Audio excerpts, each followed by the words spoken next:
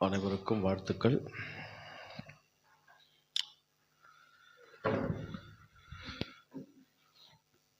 தன்னை அறிய தனக்கொரு கேடில்லை, தன்னை அறியாமல் தானே கெடுகின்றான்.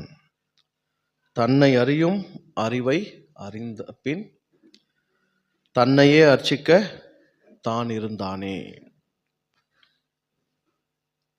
தன்னை அறிய தனக்கொரு கேடு இல்லை.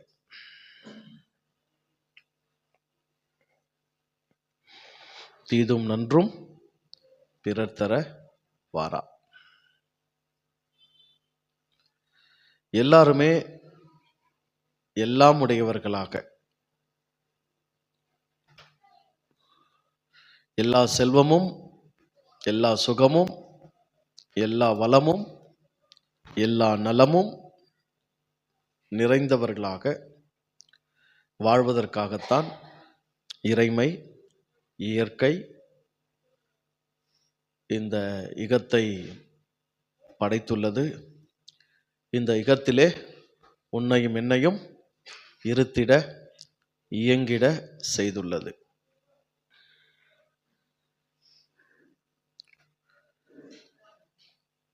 ஆனால் இங்கு நிறைவாக, வளமாக, நலமாக வாழ முடியாததற்கு அவரவர் வாழ்விற்கு தடை என்பதை முதன்மையாக அறிந்து கொள்ளவும் ஒத்துக்கொள்ளவும் வேணும்.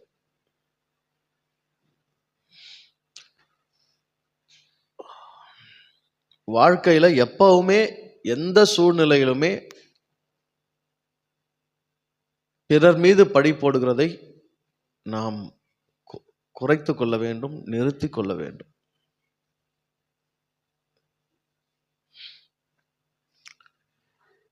சூழ்நிலைகள் மேல பழி போடுறது, சந்தர்ப்பங்கள் மேல பழி போடுறது, கூட இருக்கிறவங்க மேல பழி போடுறது, திருமண உறவுகள் கணவன் மனைவி மேல மாறி மாறி பழி போடுறது, பெத்தவங்க மேல பழி போடுறது, கூட பிறந்தவங்க மேல பழி போடுறது, வேலை செய்யறவங்க மேல பழி போடுறது, வேலை ஸ்தலத்துல கூட இருக்கிறவங்க மேல பழி போடுறது, இதெல்லாம் சரியா இருந்தா நான் சரியா இருப்பேன், இவங்கெல்லாம் சரியா இருந்தா நான் சரியா இருப்பேன், இவங்கெல்லாம் நல்லா இருந்தா நான் நல்லா இருப்பேன், இவங்கெல்லாம் ஒழுங்கா இருந்தா நான் ஒழுங்கா இருப்பேன். இப்படி எப்பவுமே அடுத்தவங்க மேல குறைய படிய போடுவதை எப்போ நாம குறைச்சிக்கிறோமோ, நிறுத்துறோமோ, அப்பவே நாம வாழவும், வளரவும், சிறக்கவும், செழிக்கவும் ஆரம்பிச்சிட்டோம்னு அர்த்தம். அடுத்தவங்க மேல, அடுத்த சந்தர்ப்ப சூழ்நிலைகள் மேல பழிய போடுறவங்க என்னைக்குமே வளர முடியாது. இந்த வாழ்க்கை, இந்த இயற்கை, இறைவன் உனக்கும் எனக்கும் நம்மை நாமே அறிந்து கொள்வதற்கு ஒரு அழகிய சந்தர்ப்பத்தை கொடுத்து இந்த உலகத்தில் நம்மை அனுப்பி இருக்கிறது. தன்னை அறிந்தவனுக்கான அடையாளம் என்ன? அவன் தன்னைத்தானே அர்ச்சிக்கிறவன். தன்னை அறிந்தவன் யார்? தன்னைத்தானே அர்ச்சிக்கிறவன், தனக்குத்தானே அர்ச்சனை செய்து கொள்கிறவன், தன்னைத்தானே பூஜிக்கிறவன், தன்னைத்தானே தொழுது கொள்ளுகிறவன். ஆலயம் தொழுவது சாலவும் நன்று. என் உடல்தான் ஆலயம், என் உள்ளம்தான் கோயில், எனக்குள் தான் இறைவன் என்னும் போது தினந்தோறும் அர்ச்சனை எனக்கு செய்யப்பட வேண்டும், நான் செய்து கொள்ள வேண்டும். அடுத்தவர் என்னை அர்ச்சிப்பார் என்று எதிர்பார்க்க முடியாது. அடுத்தவர்களுக்கு அவர்கள் அவரை அறிந்திருக்க வேண்டும். அவர்கள் முதன்மையாக அவர்களை அர்ச்சித்து, அவர்களை வாழ வைத்து, அவர்களை நிறைவு செய்ய வேண்டும். அப்பதான் அடுத்தவங்க மேல அடுத்த கவனம் திரும்பும். நீங்க நல்லா வாழ்ந்தீங்கன்னா உங்க கவனம் என் மேல திரும்பும். நீங்க நிறைவா வாழ்ந்தீங்கன்னா உங்க கவனம் என் மேல திரும்பும். நீங்க செழிப்பா வாழ்ந்தீங்கன்னா உங்க கவனம் என் மேல திரும்பும். நீங்க வாழாத வரைக்கும் உங்க கவனம் அடுத்தவங்க மேல என்ன செய்ய முடியாது? திரும்ப முடியாது. ஆக அடுத்தவர் என்னை அர்ச்சிப்பார், அடுத்தவர் என்னை பூஜிப்பார், அடுத்தவர் என்னை பராமரிப்பார், அடுத்தவர் என்னை வாழ்த்துவார், அடுத்தவர் என்னை வாழ வைப்பார் அப்படிங்கிற எதிர்பார்ப்பு ரொம்ப ரொம்ப மோசமான ஒண்ணு. பிரயோஜனம் இல்லை, வீணானது, டைம் வேஸ்ட். காலம் பிரயோஜனம் இல்லாம என்ன பண்ணிட்டே இருக்கோம், போயிட்டே இருக்கோம். நீ இருக்கிறாய், உனக்கு இறைவன் இயற்கை வாய்ப்பையும் சந்தர்ப்பத்தையும் கொடுத்து உன்னை இந்த பூமிக்கு அனுப்பி இருக்கு. நீ எப்பவுமே ஒரு ஒட்டுண்ணியோ ஒரு சார்புண்ணியோ கிடையாது. எப்பவுமே நீ ஒரு தனித்த பிறவி.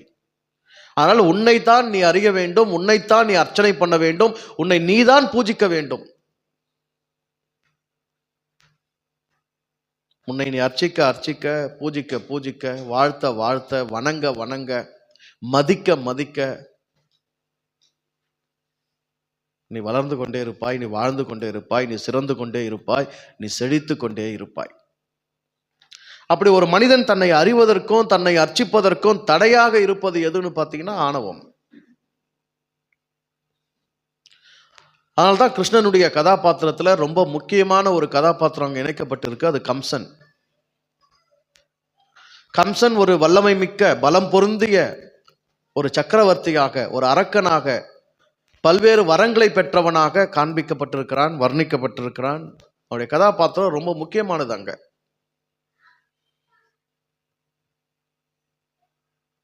கம்சன் என்பது ஒரு கதாபாத்திரமா இருக்கலாம், அவன் வாழ்ந்த கதாபாத்திரமா இருக்கலாம், இல்ல வாழாத கதாபாத்திரமா இருக்கலாம், கற்பனை கதாபாத்திரமா இருக்கலாம். ஆனா அந்த கதாபாத்திரம் உணர்த்த விரும்புற உண்மை என்னன்னா, மனித மனம் இரு நிலையில் உள்ளது. கிருஷ்ணன் என்னும் ஒருவன் இந்த பூமியில் வாழ்ந்திருந்தால் அவனை எதிர்கொண்டவர்கள் இரு நிலையில் இருந்திருக்கிறார்கள். ஒரு நிலையானோர் பக்தி நிறைந்த மனிதர்கள். கிருஷ்ணனுக்கு ஒவ்வொரு அவதாரத்திலையும் மிகுந்த பக்தி நிறைந்த மனிதர்கள் காண்பிக்கப்பட்டிருப்பாங்க. ராம அவதாரத்தில் பார்த்தீங்கன்னா அனுமன், கிருஷ்ண அவதாரத்தில் பார்த்தீங்கன்னா அவன் பேர் என்ன, ஸ்ரீதாமா.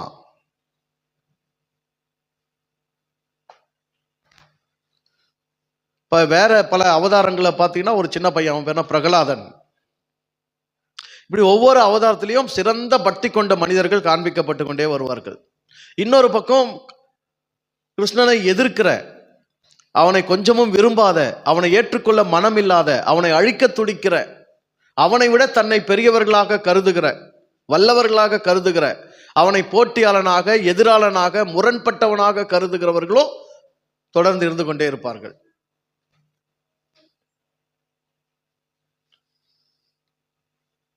மனித மனமும் அப்படித்தான் இருக்கிறது. ஒன்று உண்மையோடு ஒத்திசைவு கொள்ளுகிற மனம், பரமனோடு பக்தியோடு இணைக்கப்படுகிற மனம், தன்னையே இறைவனிடத்தில் சரணாகதி செய்து விடுகிற மனம், தானற்று நானற்று அவனே எல்லாம் என்று ஆகிவிடுகிற மனம். இன்னொரு பக்கம் நானே எல்லாம் என்று நினைத்துக் கொண்டு தானும் வாழாது அடுத்தவரையும் வாழ விடாது ஆணவம் கொண்டு தானும் அழிந்து அடுத்தவரையும் அழித்து கொண்டிருக்கிற மனம். கம்சன் மனம் ஆணவம் கொண்ட மனமுடைய மனிதரின் அடையாளங்கள். அனுமன், சீதாமன், பிரகலாதன் போன்ற பக்தியுடையவர்களின் மனம் இறைமையோடு உண்மையோடு ஒத்திசைவு கொண்டு பக்தி செலுத்தி கடவுளை சரணாகதி அடைந்து வாழ்கிறவர்களின் மனம். கடவுள் பக்தி என்னைக்குமே வீணா போகிறது இல்லைங்கிறத முதல்ல புரிஞ்சுக்கணும். கடவுளை பக்தி செய்வது என்பது ஒரு வீணான செயல் அல்ல. கடவுளை உணர்ந்து ஒரு பாடலை நீ மனமுருக பாடுகிறாய் என்றாலும் அது வீணான ஒரு நேரம், வீணான ஒரு செயல் அல்ல. அது உன் எலும்புகளில், உன் இரத்தத்தில், உன் இரத்த நாளங்களில், உன்னுடைய செல்களில், உன்னுடைய நாடி நரம்புகளில், உன்னுடைய புத்தியில், உன்னுடைய அறிவில், உன்னுடைய உணர்வில் தாக்கத்தை, பாதிப்பை, விளைவை, நல்ல விளைச்சலை ஏற்படுத்த வல்லது. ஏன்னா என்னுடைய எண்ணமும் என்னுடைய உணர்வும் தான் என்னுடைய வாழ்க்கையை கட்டுப்படுத்தி நடத்துது. நான் எப்பொழுது பார்த்தாலும் ஒரு குறைவை உணர்கிறேன். எப்பொழுது பார்த்தாலும் அடுத்தவரோடு ஒப்பிட்டு என்னை நானே தாழ்வு மனப்பான்மையோடு பார்த்து கொண்டிருக்கிறேன். எப்பொழுதுமே வாழ்க்கை எனக்கு நிறைவாக தெரியவில்லை. நான் வாழ்ந்து கொண்டிருப்பதை பற்றியோ, நான் வாழ்ந்ததை பற்றியோ, இனி வாழப்போகிறதை பற்றியோ எவ்விதமான மன திருப்தியும் எனக்கு இல்லை. உடலில் நலிவை உணர்கிறேன், உடலில் சோர்வை உணர்கிறேன், உள்ளத்தில் சோகத்தை உணர்கிறேன். எப்பொழுதுமே வேதனையாக வாழ்க்கை தெரிகிறது. எதிர்காலம் இருண்டு போனது போலவே தெரிகிறது. காரணம் என்னன்னா, உற்சாகம் தரக்கூடிய, ஊக்கம் தரக்கூடிய, பலன் அளிக்கக்கூடிய, சத்துவத்தை பெருக்கக்கூடிய சக்தி இன்னது என்பதை நான் அறிந்திருக்கவில்லை. அதனால என்ன நினைக்கிறேன், பணம் அதிகமா சம்பாதிச்சிருந்தா ஒருவேளை நல்லா இருந்திருக்கலாம் போல, உறவுகளை நிறைய சம்பாதிச்சிருந்தா நல்லா இருந்திருக்கலாம் போல, நல்லா சின்ன வயசுல இருந்தே நல்ல சத்தான உணவை சாப்பிட்டு ஆரோக்கியமா உடம்ப வச்சிருந்தா நல்லா இருந்திருக்கலாம் போல. ஆனா இப்பதான் போல போல தானே, எதுவுமே ஆகலையே, எங்க எல்லாம் முடிஞ்சு போச்சே, இப்ப என்ன செய்யறது?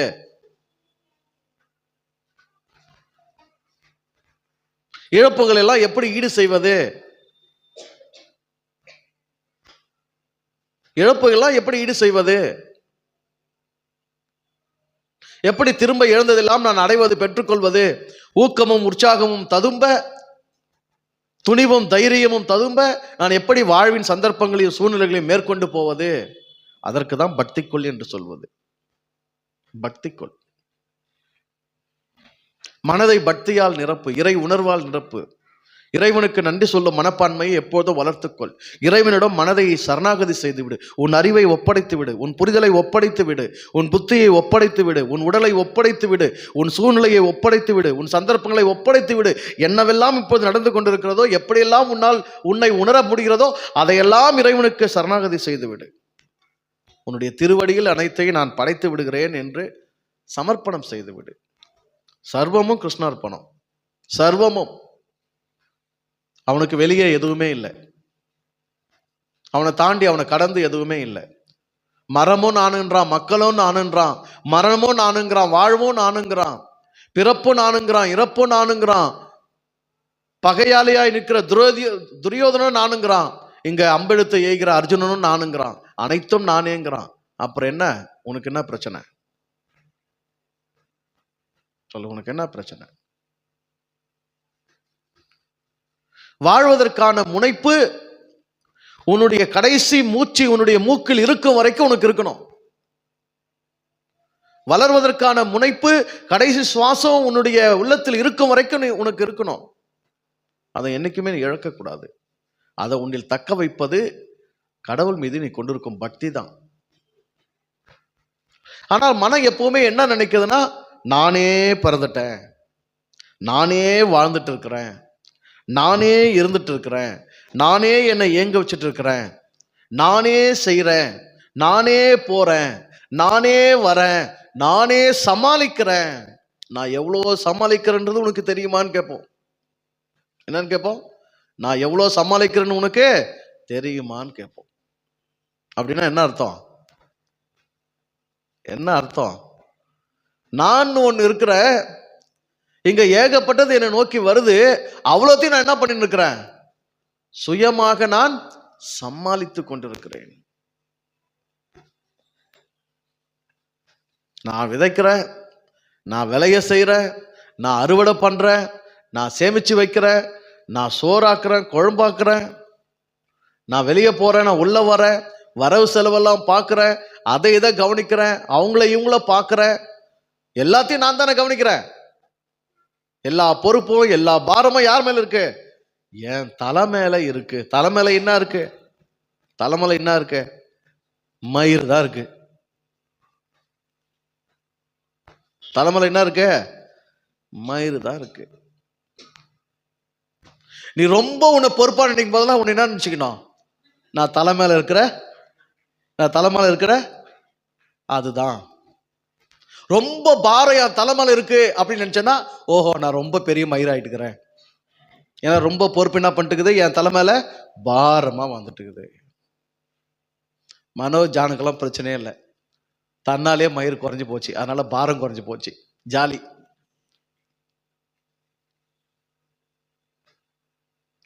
நான் என்பது ஒரு அகந்தை, நான் என்பது ஒரு ஆணவம். எப்போ அது இறைவனை விட்டு தனித்து தன்னை யோசிக்குமானால்,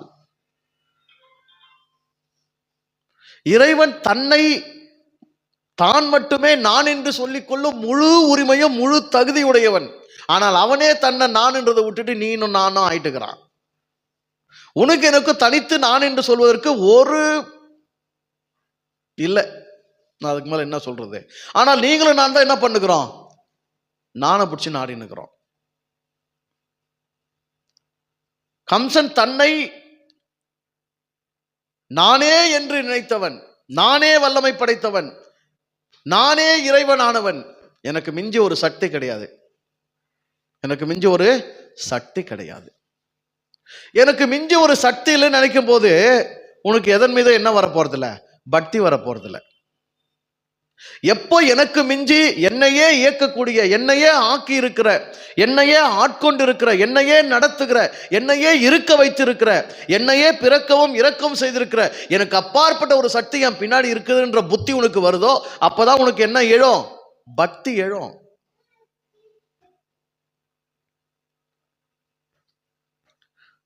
கோயிலை கட்டினவங்க, ஆலயங்களை எழுப்பினவங்களாம் வெறும் முட்டாள்கள் நினைக்க முடியாது.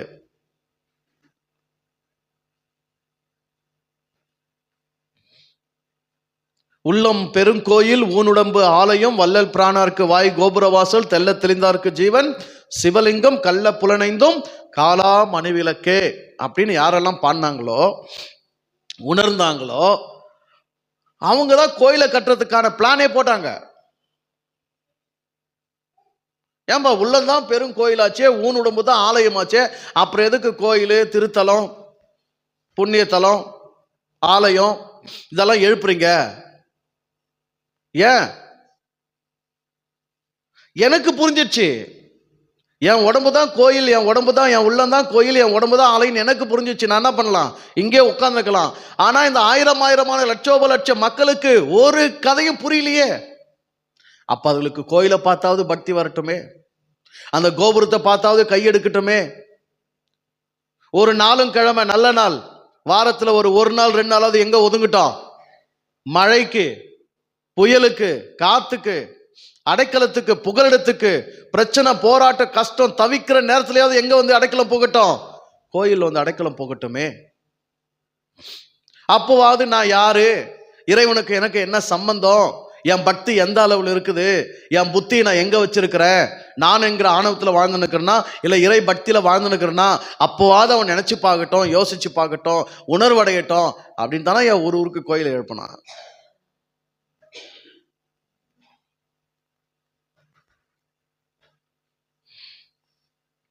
கோயில்கள் இல்லாமலேயே, ஆலயங்கள் இல்லாமலேயே, மசூதிகள் இல்லாமலேயே, இறை வழிபாட்டு தலங்கள் இல்லாமலேயே மனித சமுதாயம் தன்னைத்தானே அறிந்து, தன்னுள் உள்ள இறைமையை உணர்ந்து, தன்னைத்தானே அர்ச்சித்து, தனக்குத்தானே கேடு வருவித்துக் கொள்ளாத ஒரு அற்புதமான நிலை வரும்போது தன்னால என்ன அற்று போகுங்க? கோயில்கள், ஆலயங்கள், மசூதிகள்லாம் தன்னால அற்று போகும். தேவை இருக்காது. ஆனா அது வரைக்கும் இவைகள் இருந்து கொண்டுதான் இருக்கும். இவைகள் அவசியமான ஒண்ணுதான். காத்து மழைக்கு கூட ஒதுங்காதவங்க இருக்காங்க தானே? இன்னும் காத்து மழைக்கு கூட கடவுள் பக்கம் ஒதுங்காதவங்க இருக்கிறாங்க தானே? காலையில தூங்கி எழுந்திருந்து தூங்குற வரைக்கும் ஒரு நொடி, ஒரு நிமிடமாவது இறைவனிடத்துல பக்தி செலுத்தாம மனசுல நான் இல்லை, இன்னைக்கு உயிரோடு எழுந்துட்டேன், இன்னைக்கு நான் பிறந்துட்டேன், இன்னைக்கு எனக்கு ஒரு நாள் பிறந்துடுச்சு, இன்னைக்குரிய செயல்களை செய்யறதுக்கு எனக்கு ஏதோ புத்தி இருக்குது, சக்தி இருக்குது, மன கோளாறு அடையலை, உடல் வந்து இயக்கத்துல இருக்கு, உடம்புல உயிர் இயக்கத்துல இருக்கு, இதெல்லாம் இறைவா நீ செஞ்சியே, இந்த வாய்ப்பை கொடுத்தே, உனக்கு நன்றின்னு ஒரே ஒரு நன்றி உணர்வு, ஒரே ஒரு நன்றி சொல் கூட சொல்லாத ஜென்மங்கள் இந்த பூமியில வாழ்ந்துதானே இருக்கு. இல்லைன்னு நினைக்கிறீங்களா? நான் பேசுறது வாழ்வியல் வகுப்புக்கோ இல்ல என்னுடைய போதனைகளையோ கேட்காத மக்களை பத்தி பேசல, கேட்ட மக்களே இருக்குதுங்களே அப்படிப்பட்ட ஜென்மங்கள். யார விட்டான் கம்சன்? சொல்லுங்க, யார விட்டான் கம்சன்? எல்லார் மனசுலயும் கம்சன் புகுந்து எல்லாரையும் தும்சம் பண்ணிட்டு தான் இருக்கிறான். கம்சன் மனித மனதுக்கு அப்பாற்பட்டவன் அல்ல, மனதின் ஒரு பகுதி, மனதின் நிலை, மனதின் தன்மை கம்சன். எப்பவெல்லாம் நீ பக்தி அற்று போறியோ அப்பெல்லாம் நீ யார் தான்? கம்சன் தான் நீ. இறை உணர்வு, இறைவனுக்கு நன்றி சொல்லும் மனப்பான்மை எப்போ இழக்கிறியோ அப்பெல்லாம் நீ என்னவாயிடுற? கம்சன் ஆயிடுற. நானே இருக்கிறேன். முடியாது சாமி, சத்தியமா முடியாது. நீயே எல்லாம் இருந்துக்க முடியாது. உன்னை ஏதோ ஒன்று இங்க இருக்க வச்சிருக்கு.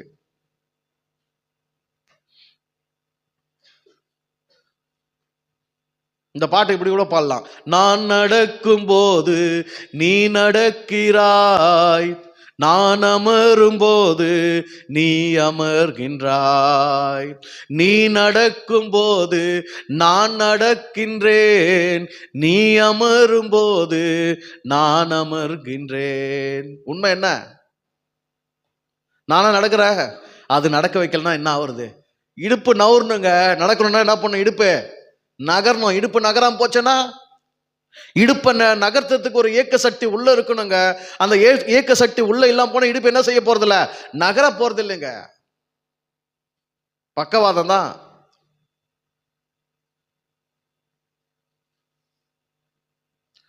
கையை அசைக்கணும்னு நினைப்புல இருக்கும், ஆனா என்ன பண்ண முடியாது? கையை அசைக்க முடியாது. காலை தூக்கி நடக்கணும்னு நினைவுல இருக்கும், நினைப்புல இருக்கும், ஆனா இயக்கத்துக்கு வராது. அதனால்தான் உன்னை அர்ச்சனை செய், உன் உடலை பூஜித்துக்கொள். எங்குமாய் ஏகமாய் எல்லாமுமாய் வியாபித்து கிடக்கிற அந்த கிருஷ்ணா வெட்டவெளி உன் உடலில் உயிராக தங்கி இருக்கிறது. நீ கிருஷ்ணனை சுமந்து கொண்டிருக்கிறாய். நீ கிருஷ்ண மணியை சுமந்து கொண்டிருக்கிறாய். கண்ணன் உன்னிலே துயில் கொண்டிருக்கிறான். கண்ணன் உன்னிலே துயில் கொண்டிருக்கிறான். கண்ணன் உன்னில் ஆடிக்கொண்டிருக்கிறான். பார் கடலில் அவன் பள்ளி கொண்டிருக்கிறான். நீ ரொம்ப விசேஷம், உன் உடம்பு ரொம்ப விசேஷம். அதனால உன்னை நீ பூஜை பண்ணு, தினந்தோறும் பூஜை பண்ணு. உன்னை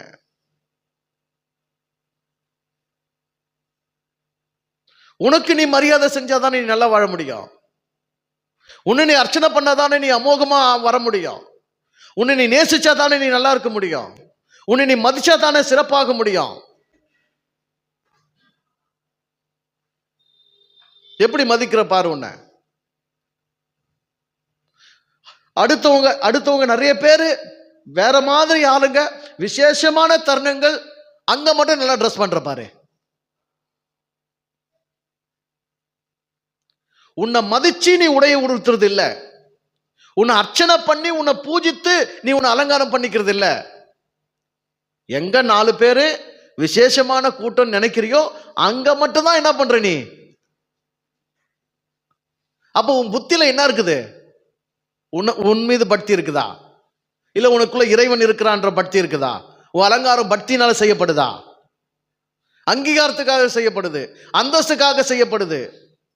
அங்க போறோம், அங்க போய் எப்படி இப்படி போறதுன்ற, இங்க போறோம் பரவாயில்லங்கிற. புரியலையா உங்களுக்கு? அங்க போறோம், அங்க போய் எப்படி இப்படி போறதுங்கிற, இங்க போறோம் இங்கத்துக்கு இதுவே போதுங்கிற. எங்க போனாலும் நீ தானே அது. எங்க போனாலும் நீ தானே அது. நீயா வேற ஆள மாறிடுறீங்களா? சொல்லுங்க, நீங்களா வேற ஆள மாறிடுறீங்களா? எங்க போனாலும் நீங்க தானே. எங்க போனாலும் கிருஷ்ணனை சுமந்து கொண்டிருக்கிற அந்த உடல் தானே. எங்க போனாலும் உயிரை கொண்டிருக்கிற இந்த உடம்பு தானே. எங்க போனாலும் இது ஆலயம் தானே. எங்க போனாலும் இது கோயில் தானே. எங்க போனாலும் விசேஷமாக்கி நீ தானே. அப்ப எங்கே உன்னை கொண்டாடு, எங்கே உன்னை பூஜை பண்ணு, எங்கே உன்னை அலங்காரம் பண்ணு. நீ அலங்காரம் பண்றதுக்கு, நீ உன்னை மரியாதை செய்யறதுக்கு, நீ உன்னை பூஜிக்கிறதுக்கான நோக்கம் என்னன்னு பாரா. என்ன நோக்கத்துல பண்ற? இல்ல அங்க வரவங்கலாம் கொஞ்சம் வேற மாதிரி ஆளுங்க, அங்க இப்படி போனதான் மதிப்பாங்க. எங்க வரவங்கலாம் எங்கேயோ போற, அங்க வரவங்கலாம் வேற மாதிரி ஆளுங்க, அங்க இப்படி போனதான் மதிப்பாங்க. உன்னை நீ மதிக்கல, உன்னை வேற யாரோ மதிக்கணுன்றதுக்காக உன்னை நீ அலங்கரிக்கிற. உன்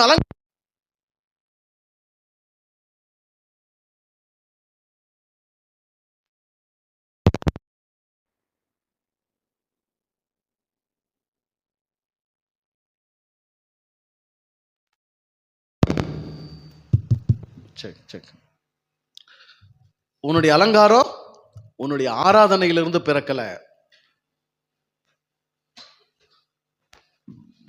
உன்னுடைய அலங்காரம் அடுத்தவங்களுடைய அந்தஸ்தையும் அங்கீகாரத்தையும் பெறத்துக்காக பிறக்குது.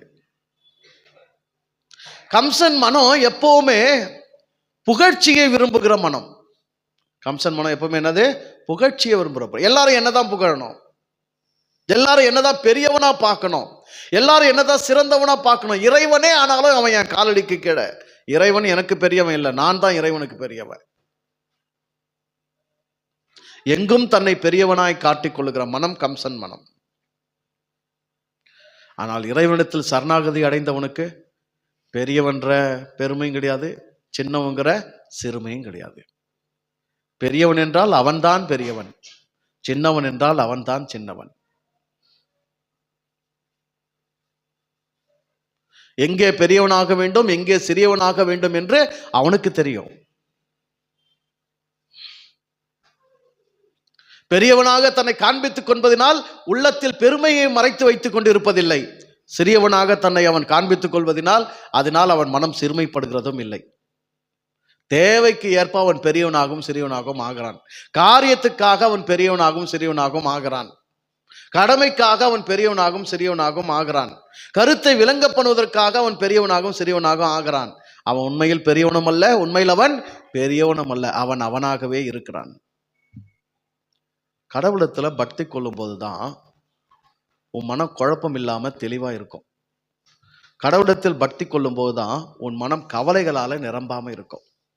கடவுள் பக்தி கழன்று போகும்போது தன்னால கவலை வந்து உக்காந்துக்கும். உன்னை பத்தி நீ யோசி. ஒரு நாள் எல்லாம் உன்னால கவலைப்படாம இருக்க முடியுதா பாரு. இல்ல ரொம்ப கவலைப்படுற அப்படின்னா நீ ரொம்ப எதை இழக்கிற? பக்தியை இழக்கிறன்னு அர்த்தம், கடவுள் உணர்வை இழக்கிறன்னு அர்த்தம், நன்றி மனப்பான்மையை துரத்திட்டேன்னு அர்த்தம். அப்பப்போ கம்சன் ஆயிடுற. கம்சன் ஆயிட்டா கட்டாயம் கவலை வந்துடும். கம்சன் ஆயிட்டா கவலையோடு சேர்த்து மரண பயமும் வந்துடும். நான் என்ற ஆணவமும் அகங்காரமும் கொண்டவர்கள் அதிகமாக பயமுடையவர்கள். நல்லா புரிஞ்சுக்க.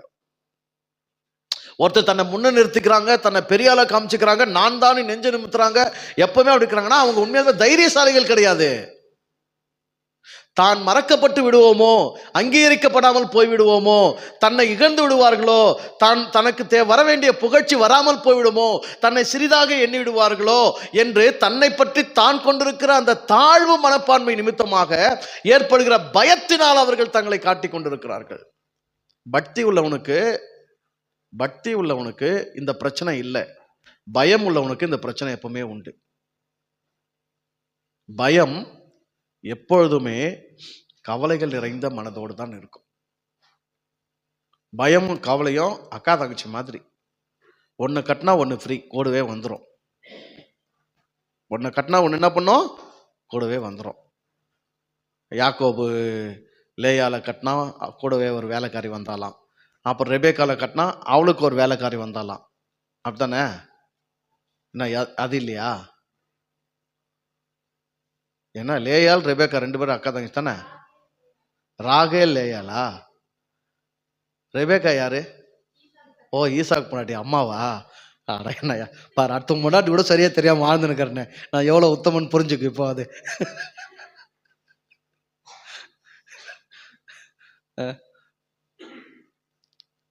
ராகேல் லேயால் ராகேல் ஒன்று கட்டினா ஒன்று என்ன பண்ண தன்னால கூட வந்துருமா.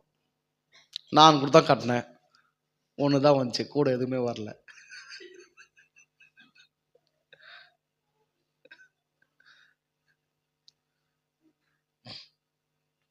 போல பயம் எங்கெல்லாம் இருக்கவங்க கவலை வந்துடும், கவலை எங்கெல்லாம் இருக்குதோ அங்கெல்லாம் பயம் வந்துடும்.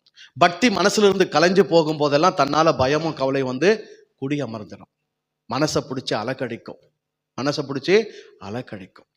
பக்தி உணர்வு மட்டும்தான் மனதை குழப்பம் இல்லாம தெளிவா சாந்தமா அமைதியா எல்லாம் இறைவன் இருக்கிறான், அவன் பார்த்துக்கிறான், நடப்பதெல்லாம் அவன் சித்தம், அவன் இயக்கத்துல தான் நான் இருக்கிறேன், அவன் இருப்புனால்தான் என்னுடைய இருப்பே இருக்குது, அவனுடைய சாட்சியாகத்தான் நான் வெறும் காட்சியா இருக்கிறேன்.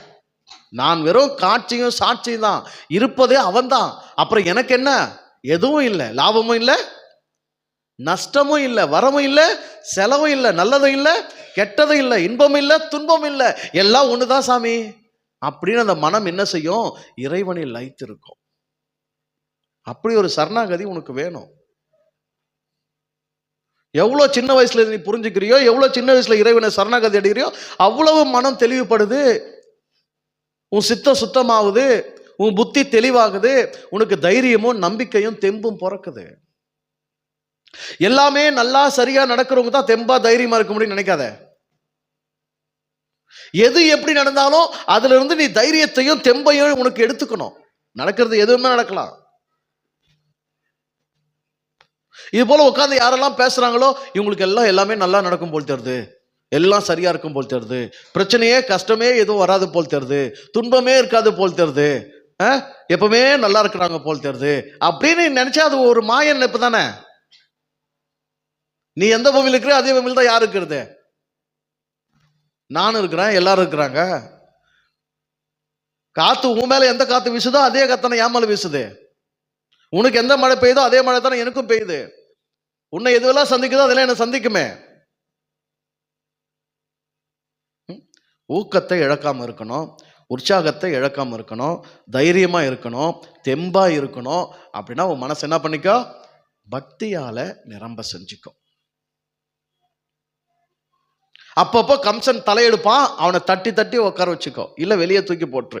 கிருஷ்ணனுடைய வருகையே, பிறப்பினுடைய நோக்கமே, அவனுடைய அவதாரத்தினுடைய நோக்கமே கம்சனை அழிப்பது தான்.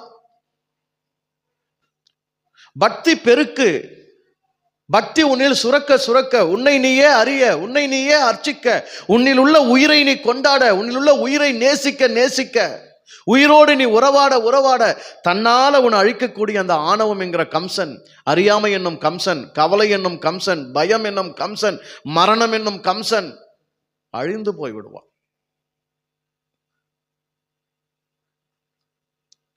வாழ்க்கை நீ கவலையோடு வாழ வேண்டிய அவசியம் இல்லை. வாழ்க்கை நீ கவலையோடு வாழ வேண்டிய அவசியம் இல்லை. என்ன இருக்கு கவலைப்படுறதுக்கு சொல்லு? என்ன இருக்கு கவலைப்படுறதுக்கு? நான் இருக்கிறேன், ஏதோ எனக்கு இருக்கு, என்னால என்னமோ இருக்கு அப்படின்னு நினைச்சாதான் உனக்கு கவலை. அது உண்மை இல்லை, எல்லாம் அவனால் தான் இங்க இயங்குதுன்ற புரிதலுக்கு வந்துட்டா என்ன இல்லைங்க, கவலை இல்லை. கொஞ்சம் யோசியா, லாப நஷ்டம் கணக்க பார்க்க வேண்டியது நானா அவனா? லாப நஷ்டம் கணக்கு பார்க்க வேண்டியது நானா அவனா? என்னால் இங்க ஆனது எது? இழப்பதற்கு எனக்கு எங்க இங்க என்ன இருக்குது? இழப்பதற்கு எனக்கு இங்க என்ன இருக்குது? எது என்னுடையது நான் இங்க இழக்க போறேன்? சொல்லுங்க, எது என்னுடையதுங்க நான் இழக்க போறேன்? இழப்பதற்கு ஒன்றுமில்லைன்னு போது இங்க கொண்டாடுறதுக்கோ மகிழ்ச்சியா இருக்கிறதுக்கோ பக்தி செய்யறதுக்கோ நன்றியோடு வாழ்வதற்கு அல்லாம வேற என்ன இருக்கு சொல்லுங்க? வேற என்ன இருக்கு? திரும்ப திரும்ப இதை உங்களுக்கு நீங்களே யோசிச்சுக்கணும். திரும்ப திரும்ப இந்த இடத்துக்கு வந்து நீங்க உங்களை சரணாகதி செஞ்சுக்கணும். திரும்ப திரும்ப உங்களை சமர்ப்பணம் செய்யணும். தின பூஜை நடத்தணும். ஏன் தின பூஜை? நேற்று தான் பூஜை பண்ணிட்டேனே, நேற்று தான் இறைவனுக்கு நன்றி சொல்லிட்டேனே, அந்த கர்ம தான மனசுல வச்சுக்கிறோம். நம்ம காலையில வந்துட்டே சாயங்காலம் ஏன் வரணும், சாயங்காலம் தான் வரணும், காலையில ஏன் வரணும்? காலையில தின்னிய ஏன் மறுபடியும் ராத்திரி தின்ற? நேத்து தின்னிய இன்னைக்கு ஏன் தின்ற? சொல்லு, ஏன் தின்ற? தின்னாத, பசிக்குதான்.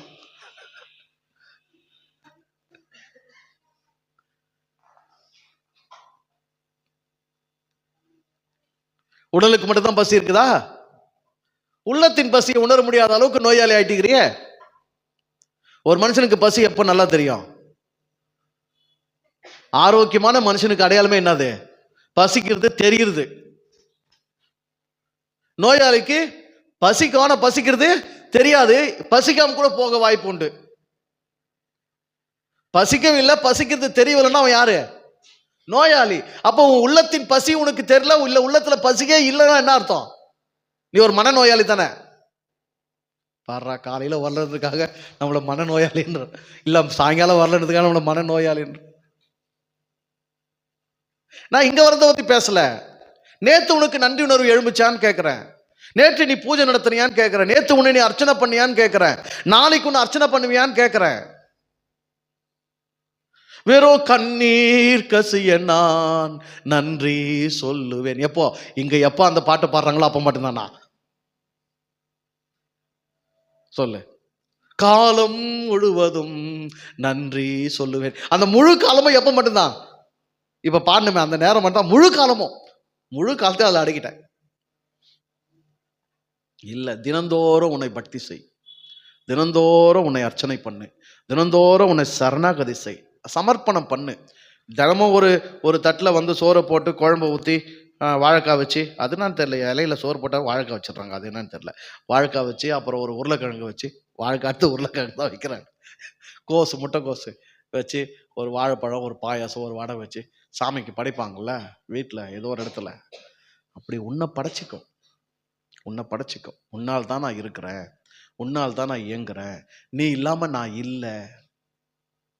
உன் இருப்பு தான் என் இருப்புக்கான ஆதாரம். உன்னில் தான் என் இயக்கம் இருக்கு, உன்னில் தான் என் புத்தி செயல்படுது, உன்னில் தான் என் அறிவு செயல்படுது. என் அறிவு உன் அறிவோடு தொடர்பு பட்டது, என் புரிதல் உன்னுடைய புரிதலோடு தொடர்பு பட்டது, என் ஞானம் உன்னுடைய ஞானத்தோடு தொடர்பு பட்டது, என்னுடைய அன்பு உன்னுடைய அன்போடு தொடர்பு பட்டது, உன்னுடைய அருளோடு நான் தொடர்பு பட்டிருக்கிறேன், உன்னுடைய ஆத்மாவோடு என் ஆத்மா தொடர்பு பட்டிருக்குது. நீயும் நானும் வேற வேற இல்லை, நாம் எப்பவுமே ஒன்னா இருக்கிறோம். உன்னால தான் என்னுடைய வாழ்க்கையை நான் நடத்துறேன், என்னுடைய வாழ்க்கைங்கிறது ஒன்று இயங்குது. இறைவா உனக்குள்ள தான் நான் இருக்கிறேன் அப்படின்னு மனசார அவன்கிட்ட என்ன பண்ணு, ஒப்படைச்சு பேசு. உன்னை ஒப்படைச்சு பேசு, உன்னை அர்ப்பணம் செய். அவன் எங்கேயோ உனக்கு வெளியே இல்லை, நீ அவன்கிட்ட போய் உட்காந்து முட்டி போட்டு இறைவான் கத்துறதுக்கு. இதை நீ உள்ளுக்குள்ள நினைச்சாவே அதை உணரக்கூடிய இடத்துல அவன் இருக்கிறான். உன்னிடத்தில் சொன்னாலே அவன் தான் அதை கேட்கிறான். உங்ககிட்ட நீ சொன்னாலே அதை யார் தான் கேட்கறது? அவன் தான் கேட்கிறான். அதனால உனக்குள்ளவே சொல்லிக்கோன்ற. உன்னுடைய நன்றி உணர்வை, உன்னுடைய பக்தி உணர்வை, உன்னுடைய சமர்ப்பணத்தை, உன்னுடைய பூஜையை, உன்னுடைய அர்ச்சனையை உனக்கு நேரா உன்னை பார்த்து உன்னிடமே நீ செய்து கொள். அது இறைவனுக்கு தான் நீ செய்கிறாய். நீ தனியெல்லாம் எங்கேயும் போக தேவையில்லை, சத்தம் போட தேவையில்லை, எதையும் உருட்ட புரட்ட தேவையே இல்லை. உனக்கு நீ செய்.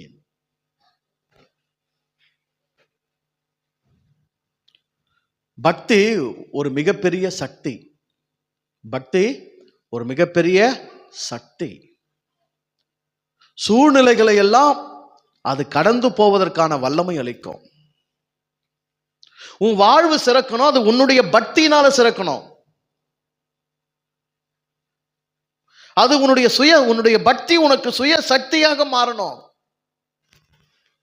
அடுத்து எவனா வாழ வைப்பானான் வாயை பொழுது பார்க்காத,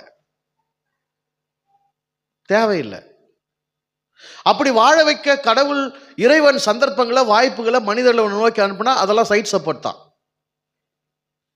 எக்ஸ்ட்ரா கூட கூட்டிக்கொள், சேர்த்துக்கொள்.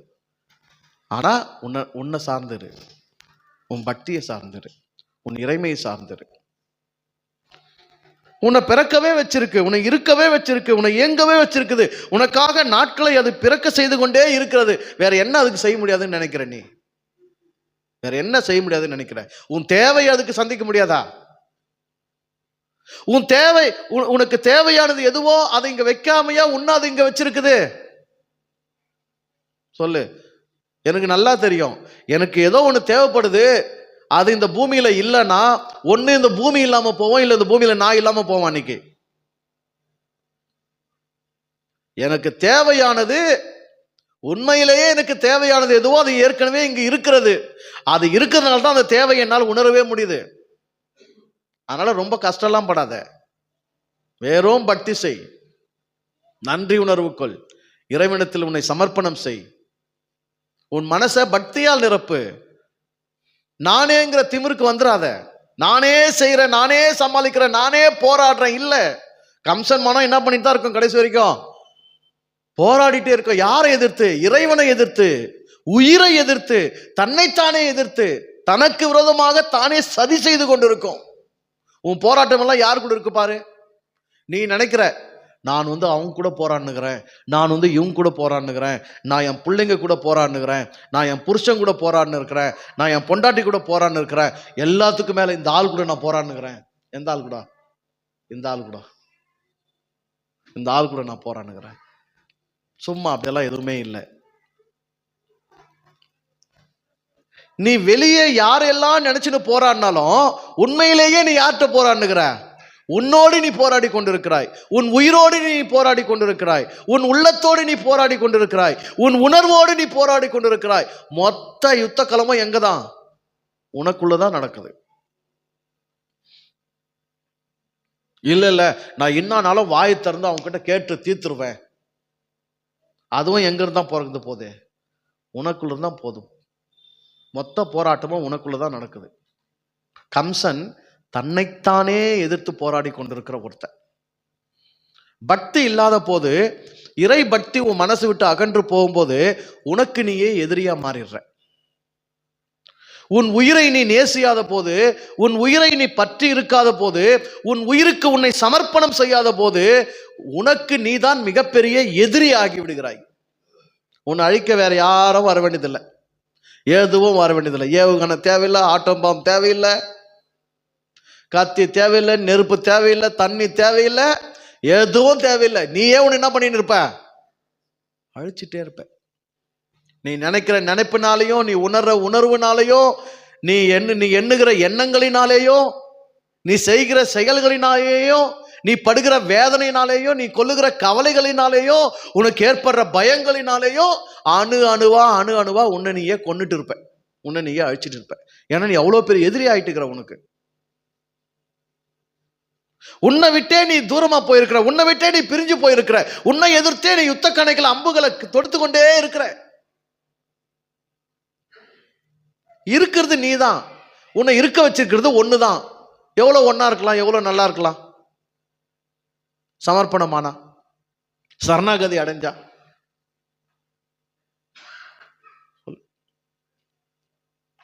இறை பக்தி என்பது ஏதோ உனக்கு வெளியே இருக்கிற, உனக்கு தூரத்தில் இருக்கிற அந்த அண்டத்துல எங்கோ போய் உட்கார்ந்து இருக்கிற ஏதோ ஒன்னு தேடி போய் அதுக்கு படைக்கிறதா? இல்லையே, உனக்கு தானே உன்னை படைக்க போற. என்ன கஷ்டம்? நான் நல்ல நாகிறதுல என்ன கஷ்டம்? நான் நல்ல நாகிறதுல ஒத்துக்கிறதுல என்ன கஷ்டம்? என்னால முடியாது, நான் இல்லை, நான் ஒண்ணுமே இல்லை, எல்லாம் அவன் தான் சொல்றதுல உனக்கு என்ன நஷ்டம் சொல்லு? என்ன அதுல சிறுமை, என்ன அதுல தாழ்மை? யார்கிட்ட சரணகதி அடைகிற? யார்கிட்ட உன்னை இழக்கிற? எதை நீ இழக்கிற? ஒண்ணு இல்லையே. அதுவும் உங்ககிட்ட தான், எதுவும் உங்ககிட்ட தான். நான் அல்ல நீயேன்னு சொல்ற பாரு, அந்த நீன்றதும் யாராதான் இப்ப இருக்கிறது? நீயா தான் இருக்கிறது. உங்ககிட்ட தான் உன்னை ஒப்படைக்கிற, உங்ககிட்ட தான் நீ சரணகதி அடைகிற. இவர் நம்ம இறைவன் கிட்ட சரணகதியாவும் இறைவன் சரணகதியாகுன்றாரு.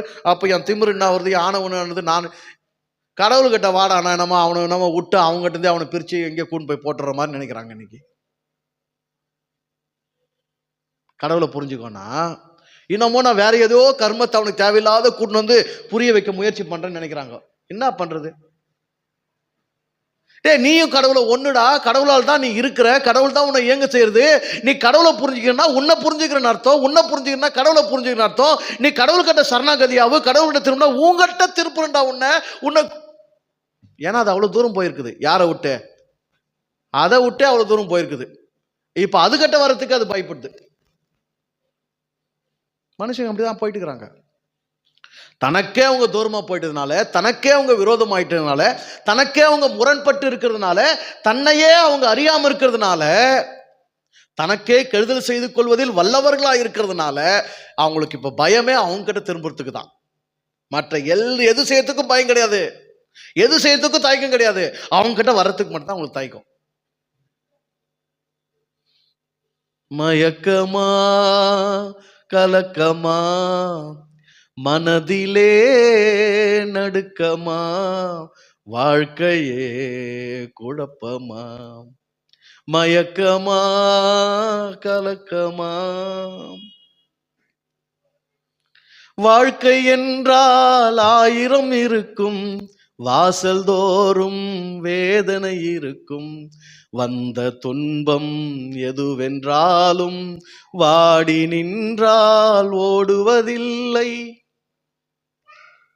யாருக்கு தெரியுது?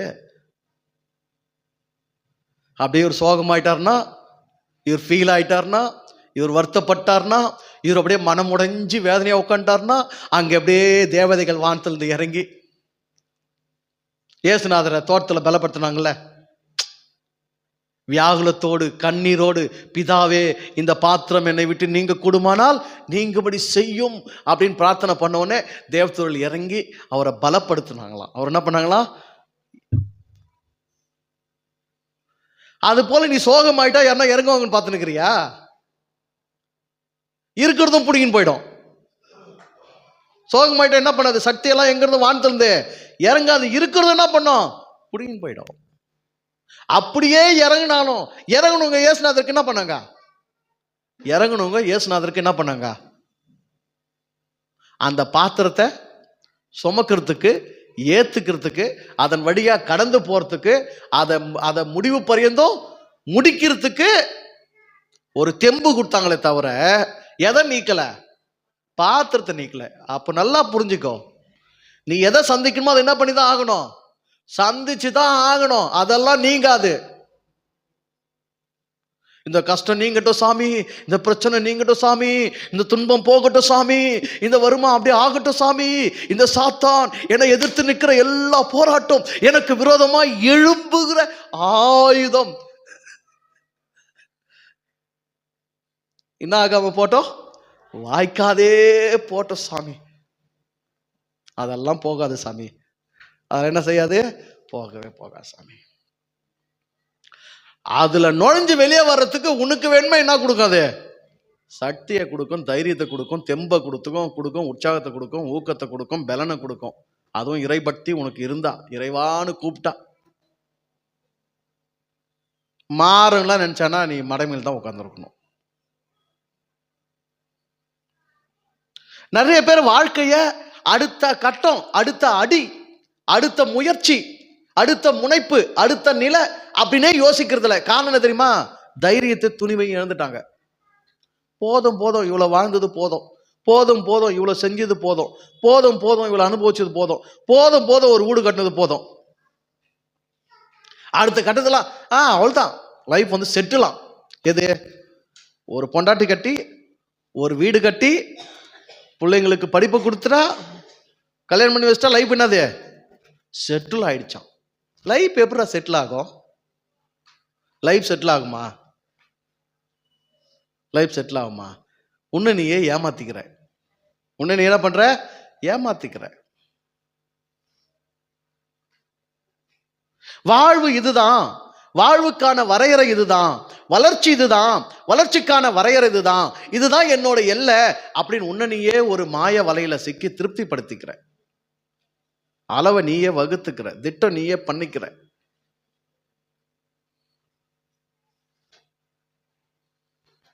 பக்தியற்ற மனம் எப்பொழுதும் தனக்கு எதிரான சூழ்நிலைகளோடு, சந்தர்ப்பங்களோடு, தனக்கு எது முரண்பட்டது, தனக்கு எது எதிரானது, தன்னை எது அழிக்க வல்லது என்பதையே எண்ணி அதற்கு பயந்து அதை சந்திப்பதிலேயே, அதை எதிர்கொள்வதிலேயே தன் காலத்தை வீணடிச்சுனே இருக்கும்.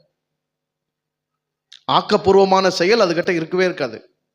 பக்தி உடையவனுக்கு தான் சக்தி பிறக்கும், சக்தி உடையவனுக்கு புத்தி பிறக்கும், புத்தி எவனுக்கு பிறக்குதோ அவன் தான் புதுமையான ஆக்கங்களை படைத்து கொண்டே இருக்க முடியும். புதுமையான ஆக்கங்களை படைக்கிறதுக்கு, புதிய புத்தி உனக்கு பிறக்கிறதுக்கு வயசு பிரச்சனை கிடையாது, பணம் பிரச்சனை கிடையாது, ஆரோக்கியம் பிரச்சனை கிடையாது, சூழ்நிலைகள் பிரச்சனை கிடையாது. நீ எந்த சூழ்நிலையிலும் உனக்கு வாழ முடியும், எந்த சூழ்நிலையும் புதுமையான ஆக்கங்களை உனக்கு செய்ய முடியும். நீ தான் மனம் தளர்ந்து போயிட்ட. நீ தேவையில்லாம எதையோ எதிரி பிரச்சனை நினைச்சு போராடிட்டு இருக்கிற. நீ அது கூட எல்லாம் போராடுறத விட்டுரு. பொண்டாட்டியோ புருஷனோ இருந்தா கூட, பெத்தவங்களா இருந்தா கூட, கூட பிறந்தவங்களா இருந்தா கூட, இதுக்கு மேல இது கூட போராடி பிரயோஜனம் இல்லை, இதுக்கு இந்த புரிதல் இல்லை அப்படின்னு நீயா புரிஞ்சுனா இன்னும் உனக்குள்ள நீ செட்டில் ஆயிட்டு வேற வேலையை பார்க்கணும். இல்ல நான் வந்து இருக்கும் வரைக்கும் போராடி புரிய வைப்பேன்னா நீ இருக்கவே மாட்ட. அது உனக்கு நீயே வச்சுக்கிற சூனியம், உனக்கு நீயே வச்சுக்கிறது.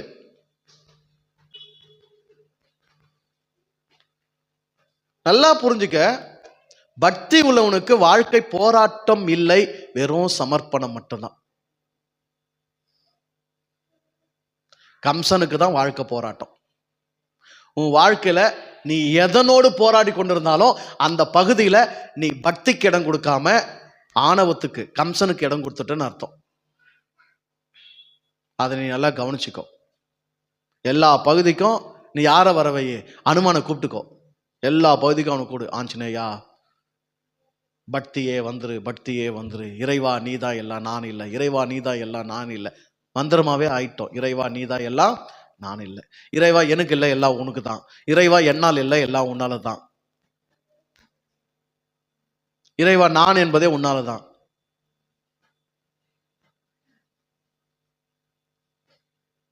உன்னை விட்டுரு.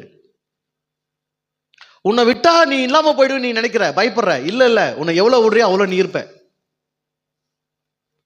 உன்னை இறைவனுடைய சன்னிதானத்துல, இறைவனுடைய சமூகத்துல, இறைவனுடைய திருவடியில, இறைவனுக்குள்ள நீ எவ்வளவு உன்னை இழக்கிறியோ அவ்வளவும் நீ தான் இருப்ப. இறைவன் உன்னைதான் நிறுத்துவான், நிலை நிறுத்துவான்.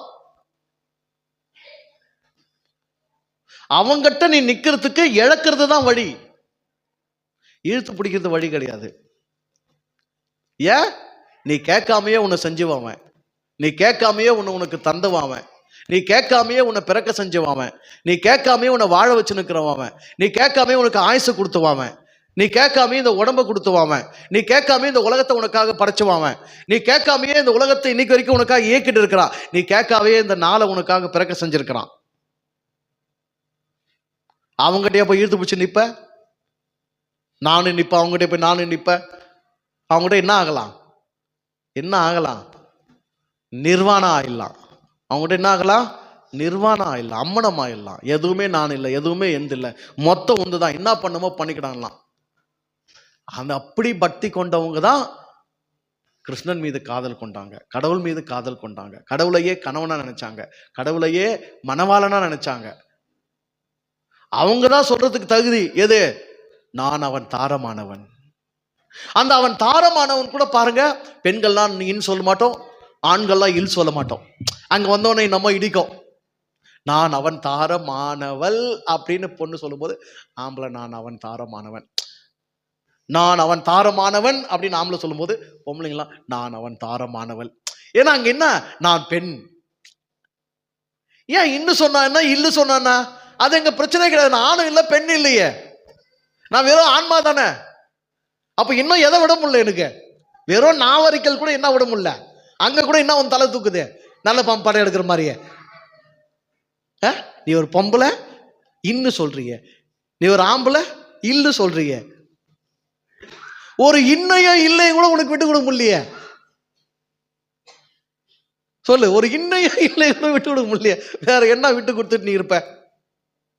ஏமா என்ன? ஒரு இன்னையில கூட விட்டு கொடுக்க முடியல உனக்கு, உன்னை விட்டுரு.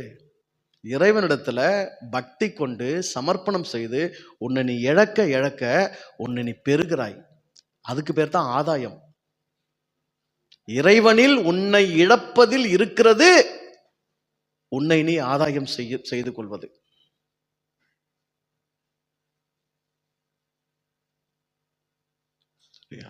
இன்னொன்னு, என்னை இழக்கிறதுக்கு, நான் இழக்கிறேன்னு நினைக்கிறதுக்கு கூட நான் யாரு? நான் என்னை இழக்கிறேன், நான் என்னை ஒப்படைக்கிறேன், நான் என்னை சரணாகதி செய்கிறேன், இறைவா நீ தான் எல்லான்ற, நான் ஒண்ணுமே இல்லைன்ற, அது கூட நான் யாரு? அது கூட நான் எங்க இருக்கிறேன்? அதனால ஒரு கையால் இந்த வாயை மூடி, இன்னொரு கையால் போசன வாயை ஒரு கையால் மூடி, ஆசன வாயை அடுத்த கையால் மூடி அமைதியாக அமர்ந்திருப்போமாக. நீங்கள் அப்படி அமர்ந்திருந்து நானே தேவன் என்று அறிந்து கொள்ள கடவீர்கள்.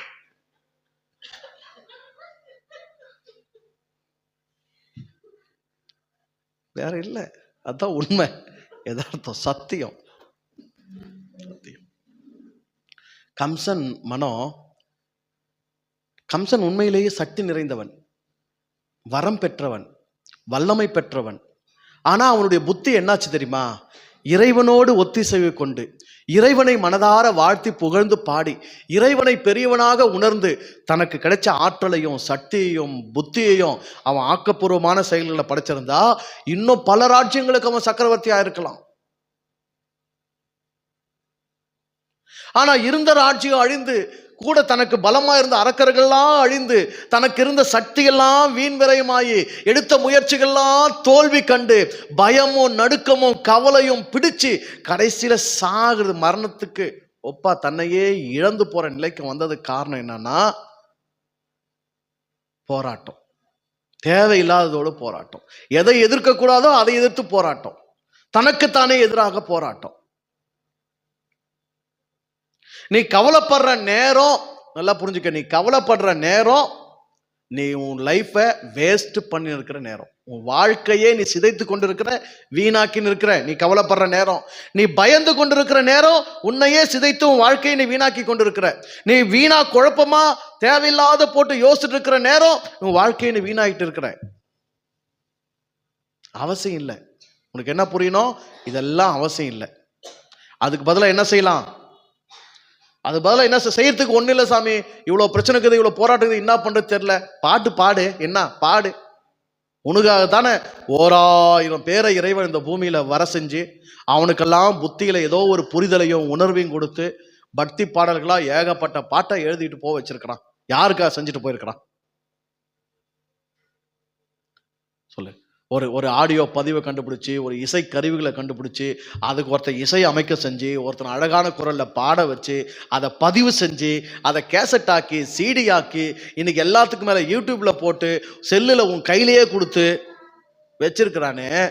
என்ன கேட்க மாட்ட? கேட்க மாட்ட? நீ அல்லால் தெய்வம் இல்லை. என்ன கேட்டா புத்தி வராது, போராட்டம் போகாது, கவலை நீங்காது, குழப்பம் குறையாது, மனம் தெளிவடையாது, சித்தம் சீராகாது. ஆனா அது மட்டும் கேட்க மாட்டோம். வச்சுக்கோ. இன்னும் அதிகம் குழப்பம் ஆகிறதுக்கு, இன்னும் அதிகம் போராடுறதுக்கு, இன்னும் அதிகம் பயப்படுறதுக்கு, இன்னும் அதிகமா கவலைப்படுறதுக்கு எதை யோசிக்கலாம் பாரு. இந்த ரயில்ல பெட்டிங் இணைப்பாங்கல்ல, அது போலதான். ஒன்னு ஆரம்பிச்சு இன்னொன்னு, ஒன்னு ஆரம்பிச்சு இன்னொன்னு, ஒன்னு ஆரம்பிச்சு இன்னொன்னு. மாமா கவலை, அடுத்த அக்கா கவலை, அடுத்து அப்படியே அடுத்த பெட்டி ஆண்டி கவலை, அடுத்த பெட்டி தம்பி கவலை, அடுத்த பெட்டி புள்ள கவலை, அடுத்த பெட்டி பொண்ணு கவலை, அடுத்த பெட்டி மெட்ராஸ் கவலை, அடுத்த பெட்டி பெங்களூர் கவலை, அடுத்த பெட்டி நாகர்கோவில் கவலை, அடுத்த பெட்டி ஆந்திரா கவலை, அடுத்த பெட்டி கர்நாடகா கவலை, அடுத்த பெட்டி கேரளா கவலை, அடுத்த பெட்டி ராஜஸ்தான் கவலை, அடுத்த பெட்டி அரேபியா கவலை. உலகத்தில் இருக்கிற ஒட்டுமொத்த கவலை என்ன பண்றது? பெட்டி பெட்டியா, பெட்டி பெட்டியா, பெட்டி பெட்டியா. ஆமா, என்ஜின் மட்டும் தான் நீ. மனம் என்ஜின் சேர்த்துக்கிறது. நல்லா புரிஞ்சுக்கோங்க. மனம் கம்சன். அது பக்தியா இருந்தா நல்ல இறை சக்தி அடைந்து இந்த யுகத்துல நல்ல புதுமையான ஆக்கங்களை படைச்சிட்டே இருக்கும். அதே மனம் கம்சன் ஆனா அது பயத்திலையும் கவலையிலும் நிறைந்து தன்னைத்தானே அழித்துக் கொள்ளும் வல்லமையை அது பெற்றுக்கொள்ளும். மனம் இயல்பாகவே வல்லமையானது. மனம் இயல்பாகவே வரம் பெற்றது. மனம் சக்தி படைத்தது. அந்த மனசை நீ எதுக்கு பயன்படுத்துறன்றது தான் முக்கியம். நீ என்ன நினைச்சுக்கிற? பணம் தான் மூலாதாரம் நினைக்கிற. பணம் இல்ல மூலாதாரம், மனம் தான் மூலாதாரம். மனம் கொண்டு வாழத்தான் நீ மனுஷனா வந்திருக்கிற. நீ அந்த மனத்தை சரியா பயன்படுத்தினா பணம் எவ்வளவு சம்பாதிச்சுக்கலான்றதை புரிஞ்சுக்கோ. எந்த வயசுலயும் பணம் சம்பாதிக்கலாம், எந்த வழியிலையும் பணம் சம்பாதிக்கலாம். பணம் சம்பாதிக்க நல்ல வழி கெட்ட வழிலாம் கிடையாது. எது நல்ல வழி, எது கெட்ட வழி சொல்லுங்க. பணம் சம்பாதிக்கிறதுக்கு இது கெட்ட வழின்னு ஒன்று சொல்லுங்களாம். ஒன்று சொல்லுங்க. பணம் சம்பாதிக்க இது கெட்ட வழின்னு ஒன்று சொல்லுங்களாம். எது கெட்ட வழி? எது கெட்ட வழி? ஒன்று சொல்லுங்க. திருடுறது, பணம் திருடுறது கெட்ட வழியா?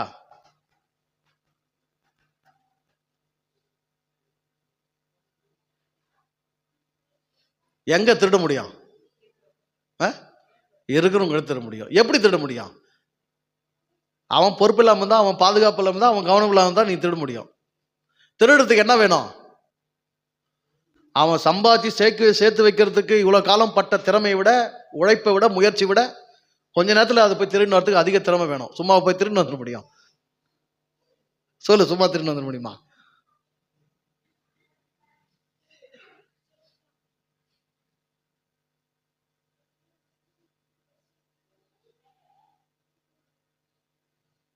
உண்டு நாணயத்தை தான் திருடு. உண்டு நாணயத்தை தான் திருடு. உந்தும் எதுவும் இல்லை, எந்தும் எதுவும் இல்லை. அப்புறம் என்ன இங்க திருடு? சொல்லு சொல்லு. உந்து எது, எந்த எது? சும்மா இருக்குது, எடுத்து நான் யூஸ் பண்றேன். என்ன பூமியில் இருக்குது, பொது அது. திருடனா அதை நான் எடுத்துன்னு போகும்போது என்கிட்ட வரமாட்டேன்னு அதை அடம் பிடிக்கணும்.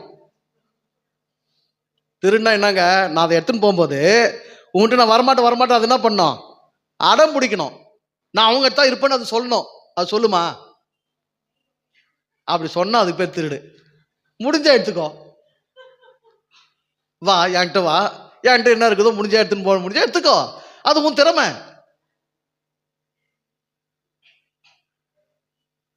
ஏமாத்துறவன் குற்றவாளியா ஏமாறுறவன் குற்றவாளியா? சொல்லுங்க. ஏமாத்துறவன் குற்றவாளியா ஏமாறுறவன் குற்றவாளியா? ஏமாறுறவன் தான் குற்றவாளி. முன்னார் ஏமாற சொந்த. அதனால பணத்தை மூலாதாரமா வைக்காத. பணம் இல்லை மூலாதாரம். மனம் இல்லாதவங்ககிட்ட பணம் இருந்தா பணத்தை மட்டும் வச்சு என்ன பண்ணுவான்?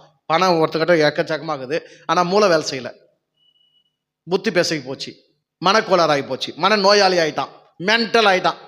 தமிழ் சொன்னதான உங்களுக்கு புரியும். மென்டல் ஆயிட்டான். என்ன பண்ணுவான் அந்த பணத்தை வச்சு? மனம் தான் உன்னுடைய சக்தி, மனம் தான் உன்னுடைய மூலாதாரம். மனம் கொண்டுதான் நீ வாழ வந்திருக்கிற. மனதை மதி. எதை மதிக்க கத்துக்க? மனதை மதிக்க கத்துக்க. ஒரு காஸ்ட்லியா ஒரு பீரோ வாங்குற, அந்த பீரோவே விலை மிக்கது, பாதுகாப்பா அழகா அதை செஞ்சு டிசைன்லாம் போட்டு வைக்கிற. அதுல போய் செருப்பு, கிழிஞ்சு போன ஜட்டி பனின்னு, அப்புறம் கிச்சன்ல பயன்படுத்துற கந்த துணி, வீட்டை பெருக்கிற தொடப்பம், நாயை குளிப்பாட்டுற சோப்பு, இது எல்லாத்துக்குமே பீரோல இப்ப வெப்பியா? என்ன சொல்வ? அதுலயே துணிகளை வைக்கிறதுல என்ன பண்ணுவ? சாதா டெய்லி போற துணிகளை செல்ஃப்ல வச்சிரு. ரொம்ப நல்ல துணிங்களை புதுசா இருக்கிறத விலை மிக்கத எதுல வைய? பீரோல வைய. ஒரு இரும்பு பீரோல எதை வைக்கணும், அங்க எதை வைக்க கூடாதுன்னு தெரியுது. உன் மனம் எப்படிப்பட்ட பீரோ? எவ்வளவு சக்தி வாய்ந்த பீரோ, எவ்வளவு விலை மதிப்பு மிக்க பீரோ. இறைவன் உனக்கு ஏற்படுத்தி உன்ன ஆன்மாவின் விசையிலிருந்து பிறக்கிற ஒரு அற்புதமான சக்தி மனம்.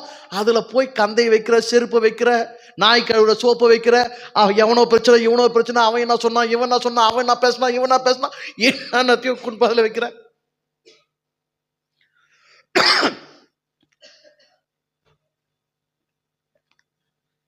ஒருவேளை உயிரற்ற பீரோல நீ இதெல்லாத்தையும் வச்சோட அது என்ன பண்ண போறதில்ல? இதெல்லாம் என்கிட்ட வைக்காத, நான் வெளியே தள்ளிடுவேன், எனக்கு வருத்தமா இருக்குது, எனக்கு வேதனையா இருக்குதுன்னு சொல்ல போறதில்ல. எதை வச்சாலும் அது என்ன பண்ண போகுது? வச்சுக்கு போகுது, பூட்டினா பூட்டிக்கு போகுது. ஆனா அங்கேயே இப்படிதான் பயன்படுத்தணும் உனக்கு அறிவு இருக்குது. ஆனா உன் மனசுல என்னத்தை வைக்கிற? அதை என்னவா நீ மதிக்கிற? முதல்ல கவலைகள் குப்பைகள் கொட்டுற கிடங்காது, தேவையில்லாதெல்லாம் கொண்டு வந்து அங்க வச்சுக்கிறதுக்கு என்னது அது? இன்னைக்கு காலையில ஞானசாபியில சித்தாந்து இதயத்தை விட்டான். மனதிற்காக நன்றி இறைவா. மனம் ரொம்ப விசேஷமானது இல்ல? மனம் தானே நீ, மனம் தானே மனுஷன். மனம் இல்லைன்னா நீ ஆண்டவனாச்சே. மனம் கொண்டு தானே மனிதனா வாழ வந்திருக்கிற. அந்த மனசை பொக்கிஷமா வைக்க வேணாம்? அதுல இறைவன் மட்டும்தான் வாழ தகுதி. விலையேற பெற்ற ஒண்ணு, விலையேற பெற்ற ஒண்ணு, முத்து வைரம், அதெல்லாம் விட விலையேற பெற்றது. அவன் தான் அதுல குடியிருக்க தகுதியானவன். அவனை வையே, கண்டதெல்லாம் வைக்காத. நான் சொல்றேன், நல்ல புத்தி வைக்காத, கெட்ட புத்தி வைக்காத, புத்தியே வைக்காத, வெறும் இறைவனுடைய பக்தி மட்டும் வச்சுக்கோ. இறைவா, என் மனதில் வைக்க வேண்டிய ஒரே ஒரு வஸ்து எதுதான்? நீதான். அதான் பக்தி கொண்ட அனுமன் தன் இதயத்தை, தன் மனதை இப்படி திறந்து காட்டினாங்க. யார் இருந்தாங்களாம்? ராமனும் சீதை இருந்தாங்களாம். உயிரையும் உடலையும் மனதில் வைத்துக் கொண்டிருக்கிறேன்.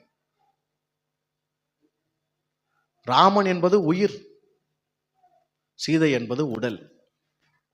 உயிரையும் உடலையும் மனதில் வைத்துக் கொண்டிருக்க. என் உயிரையும் என் உடம்பையும் மட்டும்தான் என் மனசுல வச்சிருக்கிறேன். ஹவுஸ்ஃபுல். வேற எதையும் யாரையும் எதையும் வைக்கிறதுக்கு இல்லை. முக்கியமா என்னத்தை வைக்க மாட்டேன்? பயத்தை வைக்க மாட்டேன், கவலையை வைக்க மாட்டேன், குழப்பத்தை வைக்க மாட்டேன், நானுங்கிற ஆணவத்தை வைக்க மாட்டேன், திமிர அங்க வைக்க மாட்டேன். தேவையில்லை. குப்பை கடங்கு இல்லை, அது வேஸ்ட் திங்க் போடுற இடம் கிடையாது. அது அது விசேஷமானது. எதை வச்சு பீரோவை அலங்காரம் பண்றியோ அந்த அளவுக்கு பீரோக்கு என்ன கூடும்? மதிப்பு கூடும், அழகு கூடும், அலங்காரம் பெருகும். உன் கவனமெல்லாம் எங்க நிற்கும்? அந்த பீரோ மேலேயே இருக்கும். அதுக்குள்ளே இதெல்லாம் வச்சுருக்கிறோம், இப்படியெல்லாம் செட் பண்ணியிருக்கிறோம், இப்படி விலையேற பெற்ற வஸ்தெல்லாம் அங்கே வச்சுருக்கிறேன், இதில் இவ்வளோ ஜொல் வச்சுருக்கிறேன், இதில் இவ்வளோ பணம் வச்சுருக்கிறேன், இதில் இவ்வளோ பட்டுப்போடு வச்சுருக்கிறேன், இதில் இவ்வளோ அணிகலன்கள்லாம் வச்சுருக்கிறேன். அப்படின்னா உங்க கவனம் எப்படி இருக்கும் அந்த பீரோ மேலே? அந்த பீரோ நினச்சாவே மனசு என்ன ஆகிடும்? சந்தோஷமாகல? என்னங்க ஆகாதுக்கு மாதிரியே பார்க்குறீங்க? பீரோவை நினச்சாவே என்ன ஆகும்? மனசுக்கு ஒரு தெம்பு தைரியமாக கிடைக்கும். அதான் பீரோக்குள்ள இருக்குது இல்லை நல்ல வஸ்துக்கள்.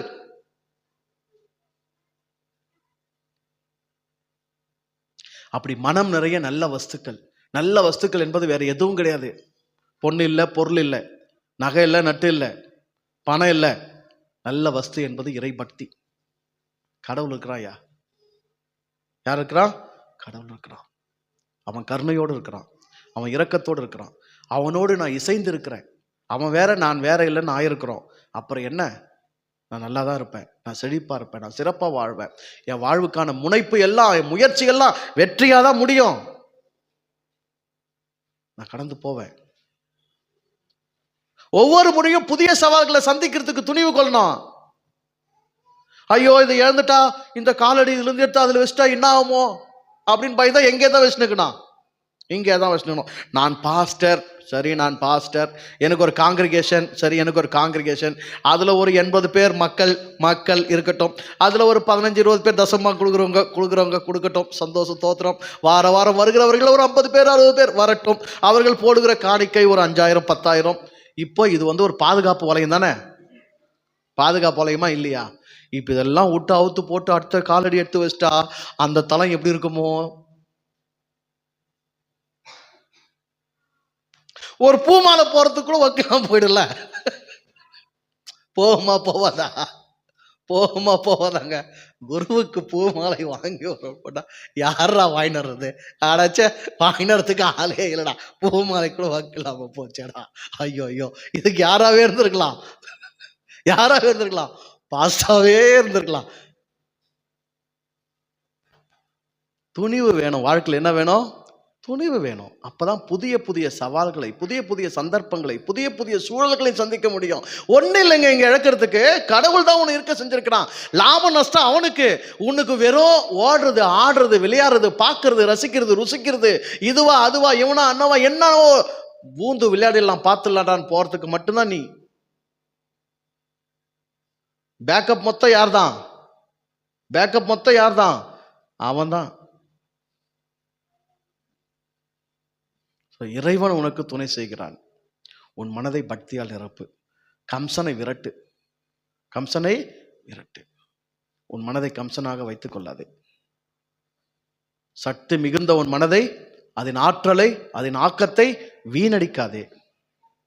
குழப்பங்களால் அதை நிரப்பாதே. கவலைகளை அதில் வைத்திராதே.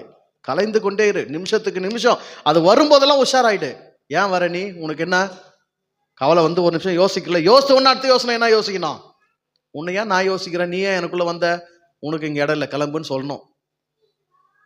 கிளம்பு, ஓடி போயிடு. சனினே நிற்காதுன்னு சொல்லு. சும்மா கொஞ்ச நேரம் அது ஒட்டிக்க கூட. சரியா? உனக்கு தான் தெரியல, வீட்டுக்கு யாருன்னா வந்தா வச்சுக்கிறவங்கள எப்படி பேசுவேன், விரட்டுறவங்கள எப்படி பேசணும்னு தான் தெரியல. தெரியுதானே? மூஞ்சி அப்படி சில்பனாவே போயிடுவாங்கல்ல. உனக்கு பிடிக்காத ஆள் யாருன்னா வந்தா பார்த்தும் பார்க்காத மாதிரி மூஞ்சி அப்படி சில்பி தண்ணி கொடுத்தோட இந்த அப்படி கொடுத்தா அவங்களாவே ஃபீலா என்ன பண்ணுவாங்க? போயிடுவாங்க. நீ போன்லாம் சொல்ல வேண்டியது இல்லைல்ல. அந்த சிஸ்டத்தை, அந்த புத்தி, அந்த யுக்தி எங்க பயன்படுத்து? உன் மனசுக்கு பயன்படுத்து. அப்பதான் தேவையில்லாதெல்லாம் ஓடும் உன்னை விட்டு. மனம் அமைதிப்படும், மனம் ஒருநிலைப்படும், மனம் கடவுள்ல சங்கமம் அடையும், மனம் கடவுளை பற்றி இருக்கும். கடவுளை பற்றி இருக்கணும். கடவுள் உனக்கு உயிரா இருக்கிறான். கிருஷ்ணன் உனக்குள்ள உயிரா இருக்கிறான். அவன் உடலை பற்றி இருக்கிறான், உன்னை பற்றி இருக்கிறான், உனக்காக இருக்கிறான், உனக்காக ஓயாம வேலை பண்ணின்னு இருக்கிறான். அவன் பெரியவன் ஒதுங்கெல்லாம் இல்லை, உனக்கு ரத சாரதியா மாறி இருக்கிறான். உன் ரதத்தை, உன் உடல் என்னும் ரதத்தை அவன் தான் ஓட்டின்னு இருக்கிறான், ஏற்று இருக்கிறான். இறைவன் உனக்கு சாரதி ஆயிருக்கிறான். உயிரா இருந்து உடலை இயக்கிட்டு இருக்கிறான். நீ சொல்ற நீ காலையில் தூங்கி எழுந்து எங்க போலாம்? அங்கே போயிட்டு வரலாம், காட்பாடி போயிட்டு வரலாம், வேலூர் போயிட்டு வரலாம், சித்தூர் போயிட்டு வரலாம், மெட்ராஸ் போயிட்டு வரலாம், இவங்க வீட்டுக்கு போயிட்டு வரலாம், அவங்க வீட்டுக்கு போயிட்டு வரலாம், இவங்கள பார்க்கலாம். நீ நினைக்கிற, நீ சொல்ற, உடனே ரதம் என்ன பண்ணுது? உனக்காக உயிராக இறைவனால இயக்கப்படுது. நீ எங்க போகணுமோ அங்க அவன் கொண்டு போய் நிறுத்துறான். அவங்கள பார்க்கணும் கொண்டு போய் நிறுத்துனா அவங்கள பார்க்க கொண்டு போய் நிறுத்துறான். இவங்கள பார்க்கணும் கொண்டு போய் அவங்க போய் கொண்டு போய் நிறுத்துறான். அவங்கள 4 கேள்வி நல்லா கேட்கணும். அவங்க வீட்டு வாசலுக்கு போனா அங்க போய் நிற்கிறான். நீ கேட்கறதுக்கு சக்தி கூட யார் தான் கொடுக்குறான்? அவன் தான் கொடுக்குறான். 4 கேள்வி நறுக்குன்னு வர கேட்டு வர, நானே கேட்டுன்னு வர சந்தோஷப்பட்டுக்கிறேன். ஆனா இதெல்லாம் நடக்கணும்னா யார் வேணும்? இந்த ரதம் வேணும். இந்த ரதத்தை இயக்குற உயிர் சக்தி கிருஷ்ணன் உள்ள வேணும். இல்லைன்னா இந்த ரதம் என்ன செய்யாது? ஓடாது. ரதம் இல்லைன்னா நீ என்ன பண்ண முடியாது? வாழ்க்கை பயணம் செய்ய முடியாது. அதனால புரிஞ்சுக்கோ, கடவுள் மேல பக்தியா இருக்கிறத விட வேற எந்த காரியமும் லாபம் கிடையாது, நமக்கு பிரயோஜனம் கிடையாது. சரியா? உங்க சந்ததிக்கு உங்க பிள்ளைங்களுக்கு நீங்க என்ன பணம் பொருள் கொடுக்குறீங்களோ பக்தியை கொடுத்துட்டு போங்க. எங்க அப்பா அம்மா எனக்கு என்ன கொடுத்தாங்கன்னு சொல்லணும். பிள்ளைங்க பக்தியை ஊட்டினாங்கன்னு சொல்லணும். பக்தியை ஊட்டினாங்கன்னு சொல்லணும். சோறு ஊட்டுறது, உருளைக்கிழங்கு ஊட்டுறது, சத்துமா ஊட்டுறது, ஹார்லிக்ஸ் ஊட்டுறது, போன்வீட்டா ஊட்டுறது எல்லாம் பணமாகும் போது என்ன ஆகிடும்? என்ன ஆகிடும்? சுடுகாட்டில் எரிஞ்சிடும், மண்ணுக்கு மண்ணா போயிடும். அதனால ஊட்டாதீங்கன்னு அர்த்தம் கிடையாது. ஊட்டுங்க, அதே ஊட்டுங்க.